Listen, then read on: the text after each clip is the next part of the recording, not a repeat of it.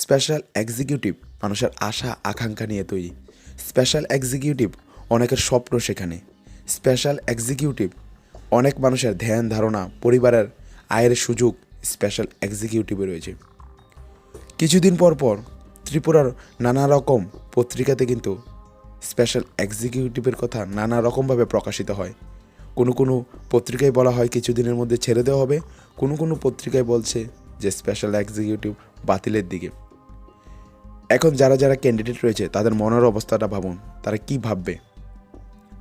তারা যখন পত্রিকায় দেখে বা আমাদের মতো ইউটিউবের ভিডিওতে দেখে যে স্পেশাল এক্সিকিউটিভ বাতিলের পথে, তখন তাদের মনে কি চলছে বলুন।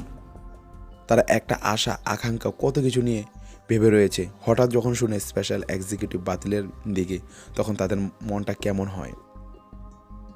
4টা বছর ধরে অপেক্ষা করছে তারা, পরীক্ষা হয়েছে কিন্তু ফল প্রকাশ হয়নি, আর এখন পুরো নিয়োগ প্রক্রিয়া কি বাতিল হতে চলেছে। ত্রিপুরার হাজার হাজার বেকার যুবক যুবতীর ভবিষ্যৎ কি অনিশ্চয়তার অন্ধকারে। স্পেশাল এক্সিকিউটিভ নিয়োগ নিয়ে এই বড়সড় বিতর্ক কিন্তু এখন চারিদিকে চলছে। কিছুদিন পর পর আজকে 4টে বছর অপেক্ষা করছে।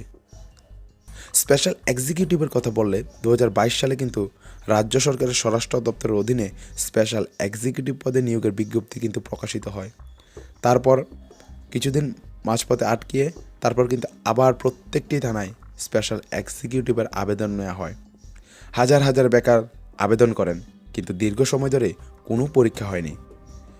বিধানসভা নির্বাচনের অজুহাতে ইন্টারভিউ কিন্তু স্থগিত রাখা হয়, বলছে যে এখন বিধানসভা নির্বাচন, এখন পরীক্ষা নেওয়া যাবে না, বিধানসভা নির্বাচনের পর নেওয়া হবে।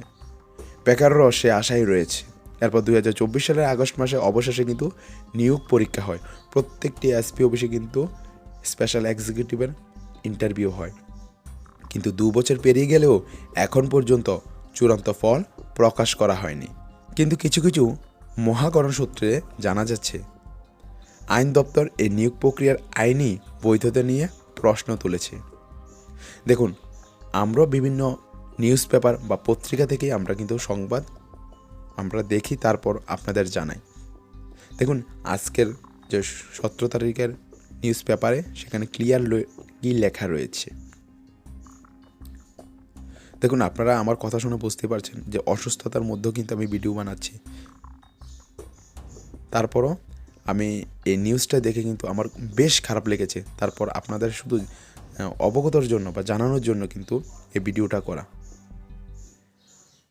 এখন যে স্পেশাল এক্সিকিউটিভ ক্যান্ডিডেটরা যে তারা বলছে যদি তারা আদালতে মামলা করে বা হয় আদালতে মামলা, তাহলে নিয়োগপ্রাপ্তদের চাকরিও চলে যেতে পারে।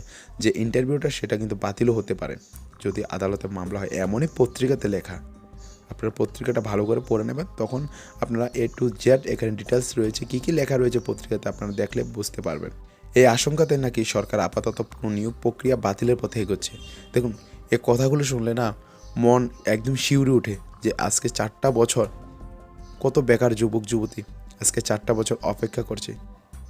এ খবর প্রকাশ্যে আসতে কিন্তু বেকারদের মধ্যে তীব্র ক্ষোভ ছড়িয়ে পড়েছে। দেখুন, এই পত্রিকার যে খবরটা নানা রকম গ্রুপের মাধ্যমে বা সবার কাছে ভিডিওর মাধ্যমে কিন্তু ছড়িয়ে পড়েছে, তখন বেকারদের মনে কি তীব্র প্রতিক্রিয়া শুরু হয়েছে জানেন।